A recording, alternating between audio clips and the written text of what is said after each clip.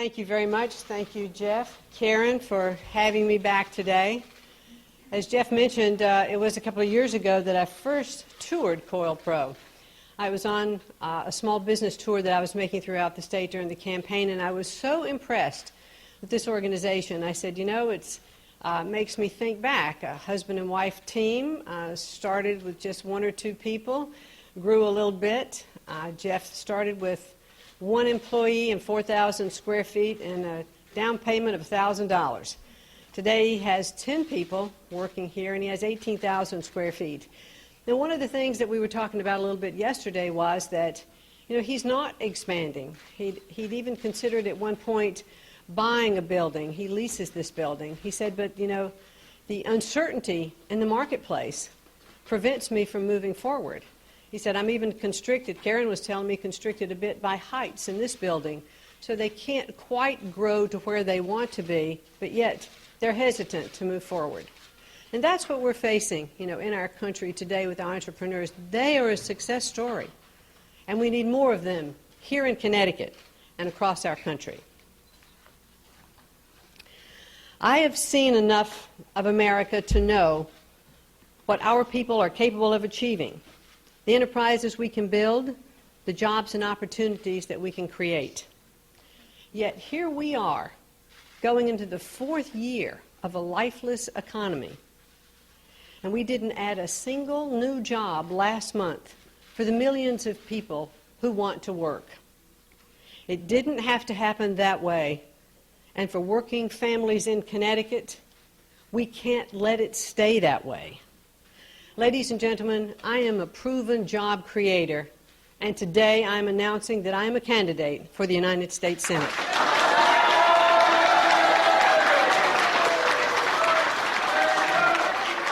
Thank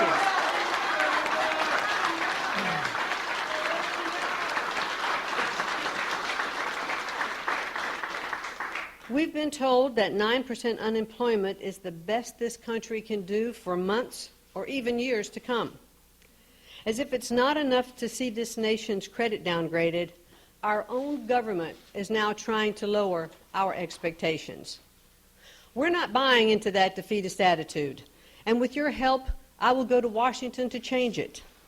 There is no reason why the largest, richest economy cannot regain its strength and create jobs for every woman and man who wants to work. The American dream is about opportunity and second chances. I know a little bit about second chances myself. If I'm a problem solver, as I tell my colleagues, it's only because I've had my share of problems to solve. For the past 25 years or so, my husband Vince and I have had plenty of success in our business, and we appreciate it all the more when we think back to the day that we filed for bankruptcy, when we lost everything and when we had to rebuild. Or when we think about the months that it took us to pay our medical bills because when our son was born, we had no health insurance. I know what our families are trying to do to survive every day. I've been there. I've walked in those shoes, and I won't ever forget. I met working mothers everywhere in my last campaign, and I was particularly struck in one instance when a young single mom came up to me and took my hands in her hands, and she said, please don't forget about me. Don't forget about us. And I promised I wouldn't, because if I forget about her, then I'd lose my way and forget where I came from. 2 years ago, employment was about 8%. Today, it's over 9%. 2 years ago, the national debt was $12.6 trillion, and today it's ballooning past $15 trillion and increasing at a very faster rate than before. Interest payments on the debt alone are now more than $1 billion a day, and much of that is paid for with borrowed money from China and from other foreign sources. We were looking back 2 years ago to a terrible recession. Now we're looking forward into possibly another one. In 2 years, we've seen a massive government stimulus fail at a cost of nearly $1 trillion. We've gone from companies too big to fail to a government that, well, just simply spends too much. It is clear to most everyone now, regardless of what political party you belong to, that we're going down the wrong economic path, an economic path and track we have to get off of, and we have to get off in a hurry. In Washington, they agree that we're in a debt crisis, but they do nothing about our spending. They talk about protecting Social Security and Medicare, then they do exactly nothing.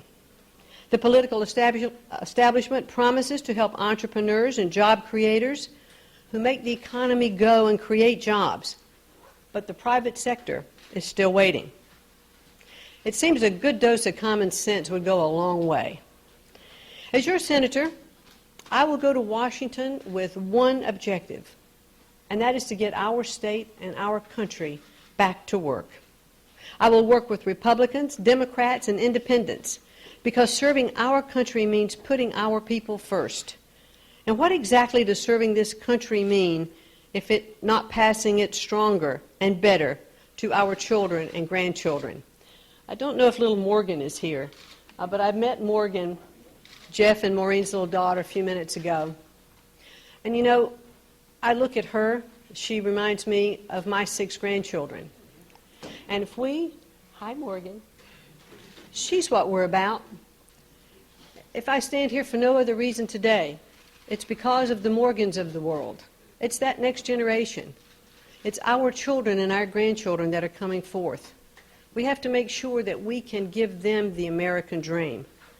We have to give them the same opportunities that we've had. We can't go on pushing off our debts and our decisions and our problems for them to deal with. We have choices to make, choices that define our character and our children's future. And for their sake, we must come together and do the right thing, and we must do it now. In the coming weeks, I will offer a comprehensive jobs plan that acknowledges that economic growth is not a government program.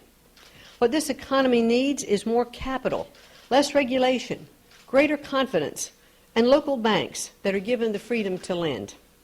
Unfortunately, investors and entrepreneurs are holding on to their money.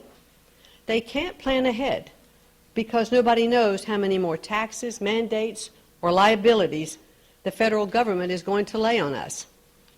And at a time when capital, businesses, and jobs are fleeing the United States, and unfortunately Connecticut as well, the last thing we need to do is raise taxes in a recession. I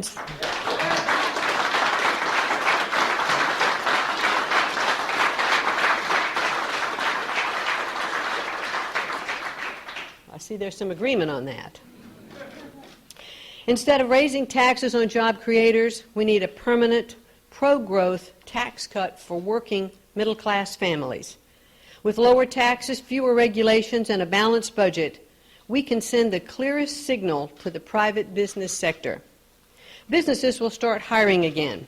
We can show that our government is on the side of growth, free enterprise, and jobs for American workers.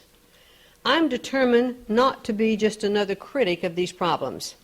This is the greatest country in the history of the world, and we deserve leaders who live up to that standard. You might not recognize it now, but the American dream is still alive, and I know that because I'm the proof.